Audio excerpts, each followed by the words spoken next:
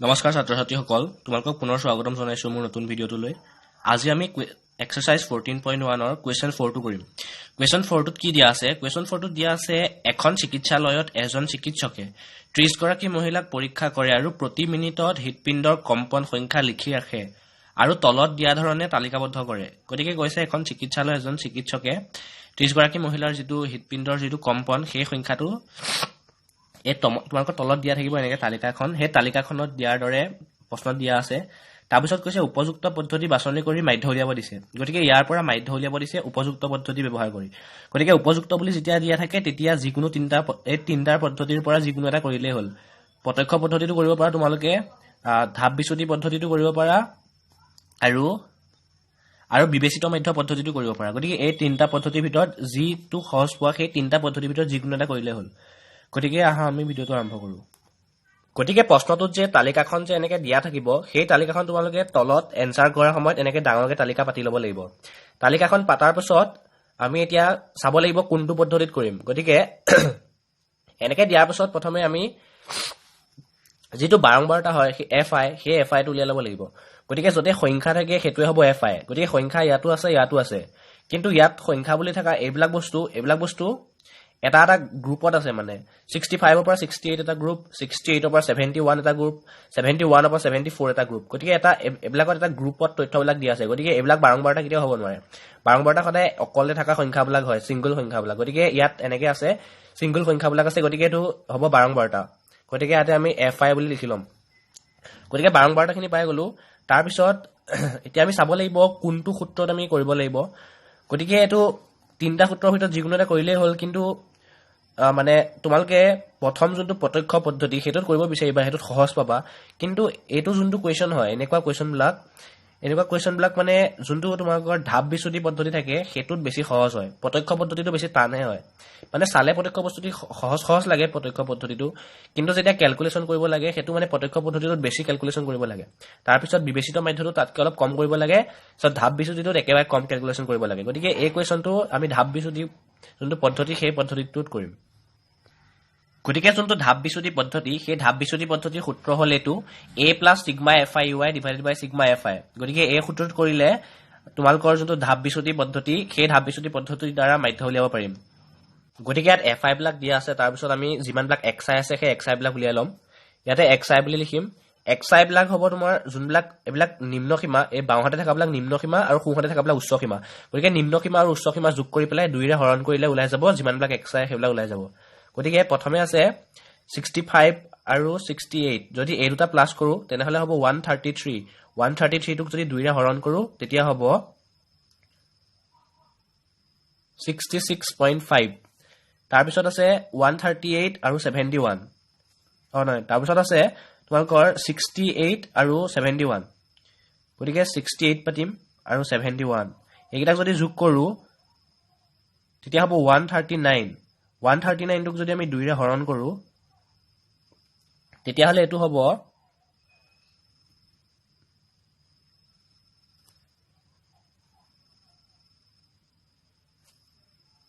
69.5। গতিকে এইটো আমি পাতি দিম 69.5। গতিকে যিমানবিলাক আছে এনেকুৱা তথ্য গ্ৰুপত থকা তথ্যবিলাক সেইবিলাকৰ নিম্ন সীমা আৰু উচ্চ সীমা প্লাছ কৰি 2ৰে হৰণ কৰি যিমানবিলাক এক্সআই আছে গোটেই এক্সআইবিলাক উলিয়াই দিম। গতিকে এইটো যদি কৰোঁ আমি তেনেহ'লে হ'ব 72.5। তাৰপিছত এইটো যদি এইটো প্লাছ কৰি 2ৰে হৰণ কৰোঁ তেনেহ'লে হ'ব 75.5। তাৰপিছতো কৰিলে হ'ব 78.5। তাৰপিছতো কৰিলে হ'ব 81.5। তাৰপিছতো হ'ব 84.5। গতিকে যিমানবিলাক এক্সআই আছিলে সেই এক্সআইবিলাক চব ওলাই গ'ল। এক্সআইবিলাক ওলোৱাৰ পিছত আৰু এতিয়া আমি উলিয়াব লাগিব ডিআই উলিয়াব লাগিব, কাৰণ এই সূত্ৰটোত ডিআই প্ৰয়োজন আছে। ডিআই পৰাহে আমি ডিআই যিটো উলিয়াম তাৰ পিছতহে আমি ইউআই উলিয়াব পাৰিম। গতিকে এতিয়া এক্সআইবিলাকৰ পৰা ডিআই উলিয়াব লাগিব। গতিকে ডিআই বুলি পাতি ল'ম। ডিআই মানে হ'ল ডিআই সূত্ৰ আছে, ডিআই মানে হ'ল এক্সআই মাইনাছ এ। যিমানবিলাক ইয়াত এক্সআই দিয়া আছে সেই এক্সআইবিলাকৰ পৰা এ মাইনাছ কৰি দিলে ডিআই ওলাই যাব। গতিকে ইয়াৰ মাজৰ এ কোনটো? এক্সআইবিলাকতো ইয়াত দিয়া আছে, এটো উলিয়াব লাগিব। এ মানে হ'ল ইয়াৰ যোনটো মাজৰ পদ সেইটো হ'ল এ। গতিকে ইয়াৰ মাজৰটো হ'ল এটো, কাৰণ ইয়াৰ ওপৰতো 3টা আছে তলতো 3টা আছে। গতিকে এইটো মাজৰ হ'ব। গতিকে xi যিমানবিলাক আছে তাৰ পৰা এইটো মাইনাছ কৰি লিখি দিম প্ৰথম xi আছে 66.5 66.5 ৰ পৰা 75.5 মাইনাছ কৰিলে হ'ব -9 তাৰপিছত আছে 69.5 69.5 ৰ পৰা যদি 75.5 মাইনাছ কৰো তেনেহলে হ'ব -6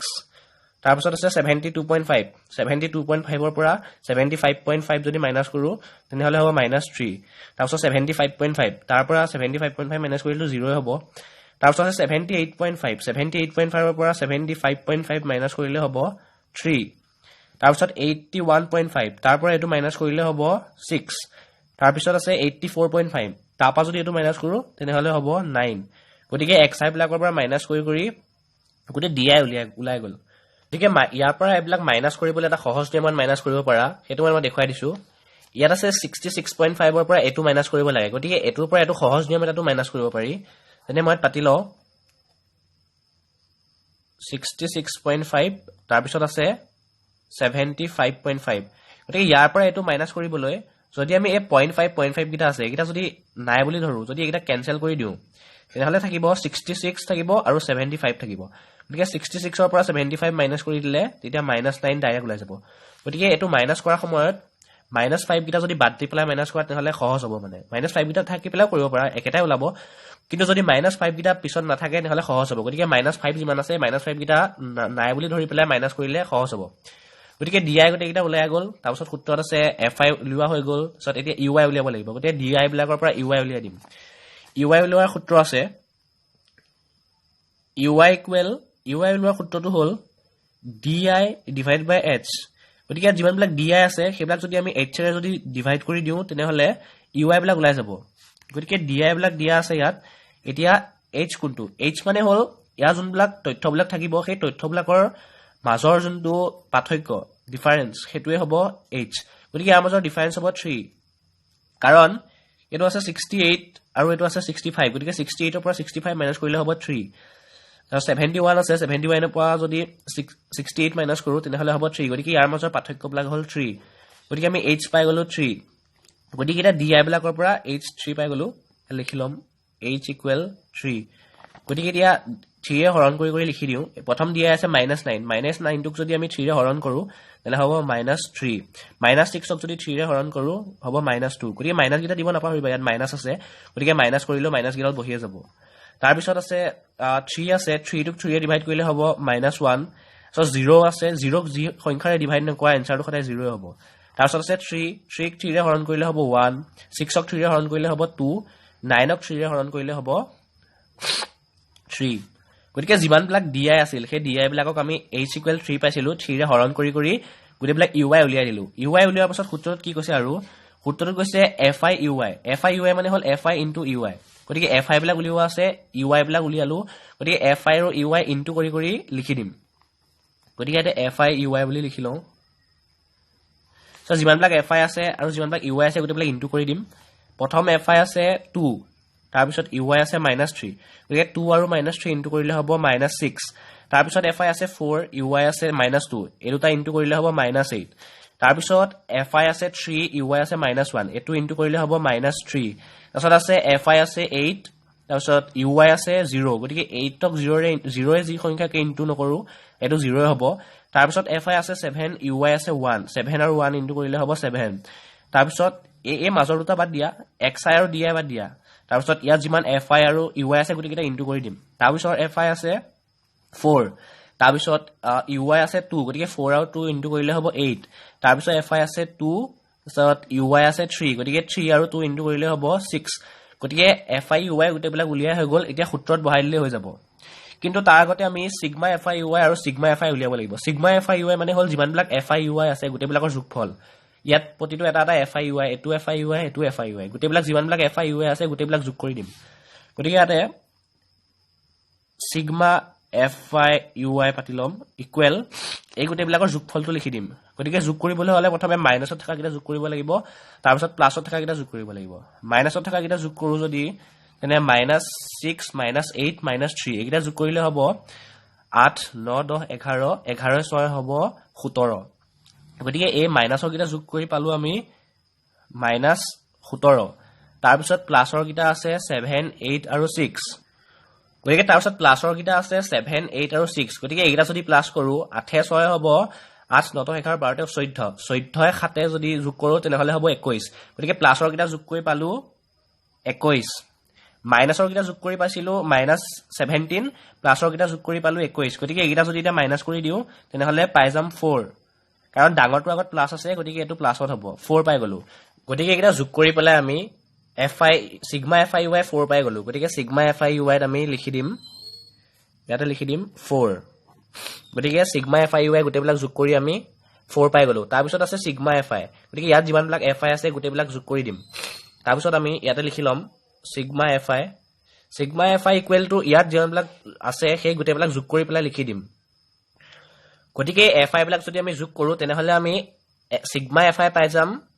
30 গতিকে যিমানবিলাক আছে গোটেইবিলাক যোগ কৰিলে sigma fi হৈ যাব 30 গতিকে আমি সূত্ৰত সব পাই গলো এতিয়া বহাই দিম ইয়াতে মাধ্য বুলি লিখি লম মাধ্য ইকুৱেল এই যিটো সূত্ৰ দিয়া আছে সেই সূত্ৰটো আমি পাতি লম a plus sigma fi ui divided by sigma fi into h এই সূত্ৰটো লিখি লম তাৰপিছত সূত্ৰৰ মতে মানকিটা বহাই দিম a আছে a আমি পাই থৈ দিছো 75.5 গতিকে ইয়াৰ মাজৰটো ইয়াতো তিনটা ওপৰটো তিনটা তলতো তিনটা গতিকে এটো মাজৰ xi যোনটোৰ মাজৰ হেতুৱে হ'ব a গতিকে a টো পাইছো লিখি দিম 75.5 প্লাস তাৰপিছত sigma fi ui গতিকে sigma fi ui টো পাই থৈ দিছো 4 sigma fi ui তাৰ মানে হল যিমানবিলাক fi ui আছে গোটেইবিলাকৰ যোগফল গতিকে এতে 4 বুলি লিখি দিম তাৰপিছত আছে sigma fi মানে a fi বিলাকৰ যোগফল হেতু আমি পাইছো 30 লিখি দিম সো ইনটু h মানে হল ইহতৰ মাজৰ ডিফাৰেন্স h টো আমি উলিয়াই থৈ দিছো 3 ডিফাৰেন্স মানে হল ইহতৰ মাজত কিমান কিমান সংখ্যাৰ পাৰ্থক্য আছে গতিকে ইহত সবৰে মাজত 3 কে পাৰ্থক্য আছে গতিকে ইয়াতে 3 লিখি দিলো তাৰপিছত এটো আমি কাটি দিব পাৰিম 3 আছে আৰু 30 আছে এটো যদি কাটি দিও এটো কাটি দিলে হৈ যাব 10 গতিকে এটো হৈ যাব 75.5 প্লাস 4/10 4/10 কইলে তো হ'ব 77.5 প্লাস 4/10 মানে হল 0.4 গতিকে এটো হৰণ কৰি চাব পাৰা তেনেৰে 4 ক যদি হৰণ কৰো ইয়াতে পইণ্ট হ'ব সো ইয়াতে 0 বহি যাব তাৰপিছত হ'ব 4 10 4 গুণ 40 গতিকে এটো হৰণ কৰিলে 4 হ'ব গতিকে এটো হৰণ কৰি 4 কৰি দিলো তাৰপিছত এতিয়া এটো যোগ কৰি দিলে হ'ব 75.9 যোগটো আকৌ কেনেকৈ কৰিলো যোগটো কৰিবলৈ হলে 75.5 এটো পাতি লবা তাৰপিছত 0.4 গতিকে এই পইণ্টৰ যোগ কৰাৰ সময় যদি সদায় পইণ্টৰ তলে তলে পইণ্ট পাতিব লাগিব গতিকে পইণ্টৰ তলে তলে পইণ্ট কিটা পাতিলো সত 5 4 9 পইণ্ট 5 0 5 তাৰপিছত 7 গতিকে 75.9 এনসাৰটো পাই গলো আমি গতিকে এটো তোমালোকে যেটো পদ্ধতি কৰিব বিচাৰা হেতুত কৰিলে হল কিন্তু এই সবৰ গুটেকিটা পদ্ধতিৰ ভিতৰতে যোনটো বিবেচিত মাধ্য বা যোনটো ধাপ বিচ্যুতি পদ্ধতি সেইকিটা মানে প্ৰত্যক্ষ পদ্ধতিতকে অলপ সহজ হয় যদি তোমালোকে এটো প্ৰত্যক্ষ পদ্ধতিত কৰিব গলা হেতেন তেনেহলে তোমালোকে fi xi উলিয়াব লাগিলে হেতেন গতিকে fi আছে আৰু xi আছে এইকিটা কিমান ইনটু কৰিব লাগিলে হেতেন চোৱা 3 আছে আৰু 72.5 8 আছে আৰু 75.5 7 আছে 78.5 গতিকে এটো বহুত ইনটু কৰিব লাগিলে হেতেন যদি প্ৰত্যক্ষ পদ্ধতিত কৰিব গলো হেতেন কিন্তু আমি এটো ধাপ বিচ্যুতি পদ্ধতিত কৰিলো গতিকে এটো সহজতে কম ক্যালকুলেশন কৰি পেলাই এনসাৰটো সহজতে পাই গলো গতিকে প্ৰত্যক্ষ পদ্ধতিত কৰিব গলে বহুত ক্যালকুলেশন কৰিব লাগে হেকাৰণে প্ৰত্যক্ষ পদ্ধতিত মানে কৰিলে টাইমটো বেছিকে লষ্ট হয় গতিকে সেই কাৰণে বিবেচিত মাধ্য বা ধাপ বিচ্যুতি পদ্ধতিত কৰিব লাগে এনেকুৱা কোৱেশ্চনবিলাক তোমালোকৰ যোনবিলাক ফাৰ্স্ট কোৱেশ্চনটো দিয়া আছে আৰু সেকেন্ড কোৱেশ্চনটো দিয়া আছে সেইবিলাকত কৰিব পাৰি প্ৰত্যক্ষ পদ্ধতি সেইবিলাকত সহজে ওলাব কিন্তু এনেকুৱা যোনবিলাক কোৱেশ্চন সেইবিলাকত মানে ধাপ বিচ্যুতিটোতে সহজকে ওলাই আৰু গতিকে এটো কোৱেশ্চন নম্বৰ 4 টো এনেকৈ সলভ কৰে